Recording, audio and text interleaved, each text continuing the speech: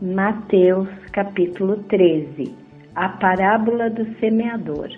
Naquele mesmo dia, saindo Jesus da casa, assentou-se à beira-mar, e grandes multidões se reuniram perto dele, de modo que entrou num barco e se assentou, e toda a multidão estava em pé na praia. E de muitas coisas lhe falou por parábolas, e dizia: Eis que o semeador saiu a semear. E ao semear, uma parte caiu à beira do caminho, e vindo as aves, a comeram. Outra parte caiu em solo rochoso, onde a terra era pouca, e logo nasceu, visto não ser profunda a terra, saindo porém o sol a queimou, e por não ter raiz, secou-se. Outra caiu entre os espinhos, e os espinhos cresceram e a sufocaram. Outra, enfim, caiu em boa terra e deu fruto, a 100, a 60 e a 30 por um. Quem tem ouvidos para ouvir, ouça. A explicação da parábola. Então se aproximaram os discípulos e lhe perguntaram: Por que lhes falas por parábolas? Ao que respondeu: Porque a vós outros é dado conhecer os mistérios do reino dos céus, mas àqueles não lhe é isso concedido, pois ao que tem se lhe dará, e terá em abundância, mas ao que não tem, até o que tem lhe será tirado. Por isso lhe falo por parábolas, porque vendo não veem, e ouvindo não ouvem, nem entendem, de sorte que neles se cumpre a profecia de Isaías: Ouvireis com os ouvidos e de nenhum modo entendereis. Verei com os olhos e de nenhum modo percebereis. Porque o coração deste povo está endurecido. De mau grado ouviram com os ouvidos e fecharam os olhos, para não suceder que vejam com os olhos, ouçam com os ouvidos, entendam com o coração, se convertam e sejam por mim curados. Bem-aventurado, porém, os vossos olhos, porque veem, e os vossos ouvidos, porque ouvem. Pois em verdade vos digo, que muitos profetas e justos desejaram ver o que vedes e não viram, e ouvir o que ouvis e não ouviram.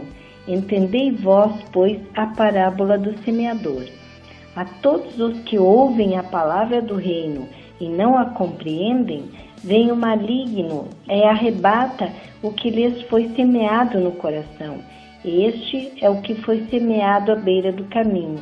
O que foi semeado em solo rochoso, esse é o que ouve a palavra e recebe logo com alegria, mas não tem raiz em si mesmo, sendo antes de pouca duração. Em lhe chegando a angústia ou a perseguição por causa da palavra, logo se escandaliza. O que foi semeado entre os espinhos é o que ouve a palavra, porém os cuidados do mundo e a fascinação das riquezas sufocam a palavra e fica infrutífera. Mas o que foi semeado em boa terra é o que ouve a palavra e a compreende. Esse frutifica e produz a 100, a 60 e a 30 por um. A parábola do joio. Outra parábola lhes propôs, dizendo: O reino dos céus é semelhante a um homem que semeou boa semente no seu campo, mas enquanto os homens dormiam, veio o inimigo dele, semeou o joio no meio do trigo e retirou-se. E quando a erva cresceu e produziu fruto, apareceu também o joio.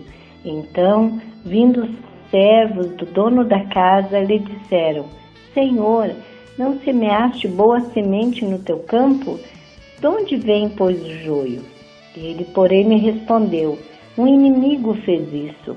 Mas os servos lhe perguntaram: Queres que vamos e arranquemos o joio? Não, replicou ele, para que ao separar o joio, não arranqueis também com ele o trigo.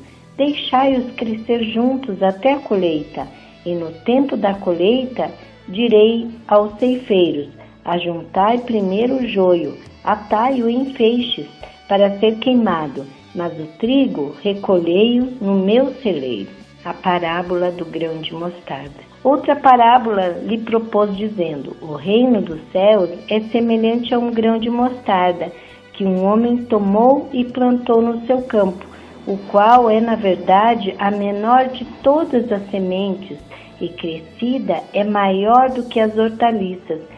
Se faz árvore, de modo que as aves dos céus vêm aninhar-se nos seus ramos. A parábola do fermento. Disse-lhe outra parábola: o reino dos céus é semelhante ao fermento, que uma mulher tomou e escondeu em 3 medidas de farinha, até ficar tudo levedado. Porque Jesus falou por parábolas. Todas estas coisas disse Jesus às multidões por parábolas, e sem parábolas nada lhes dizia, para que se cumprisse o que foi dito por intermédio do profeta: abrirei em parábolas a minha boca, publicarei coisas ocultas desde a criação do mundo. A explicação da parábola do joio. Então, despedindo as multidões, foi Jesus para casa, e chegando-se a ele aos discípulos, disseram: explica-nos a parábola do joio do campo. E ele respondeu: o que semeia a boa semente é o Filho do homem. O campo é o mundo, a boa semente são os filhos do reino, o joio são os filhos do maligno.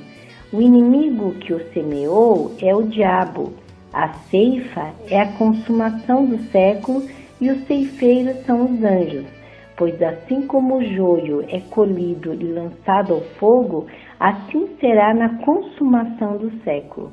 Mandará o Filho do homem os seus anjos, que ajuntarão do seu reino todos os escândalos e os que praticam iniquidade. Os lançarão na fornalha acesa.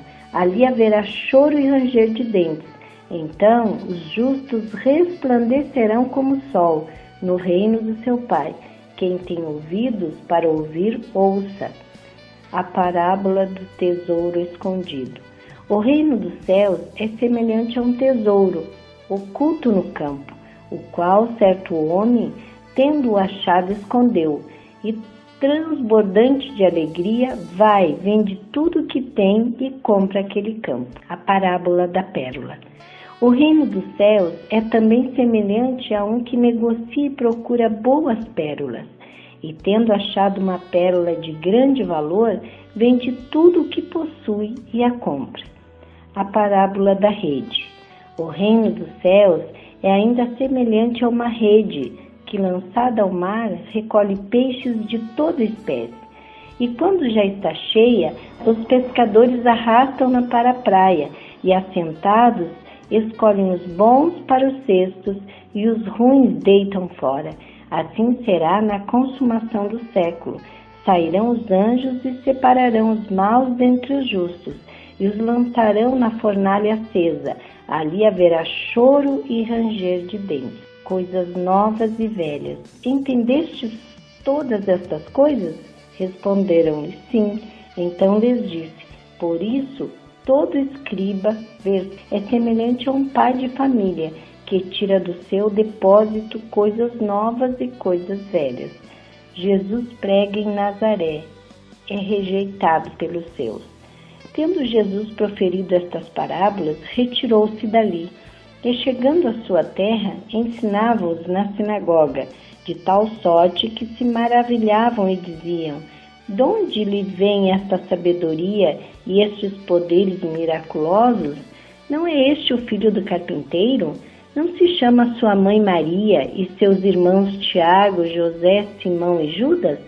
Não vivem entre nós todas as suas irmãs? De onde lhe vem, pois, tudo isso? E escandalizavam-se nele. Jesus, porém, lhes disse: não há profeta sem honra, senão na sua terra e na sua casa. E não fez dali muitos milagres, por causa da incredulidade deles.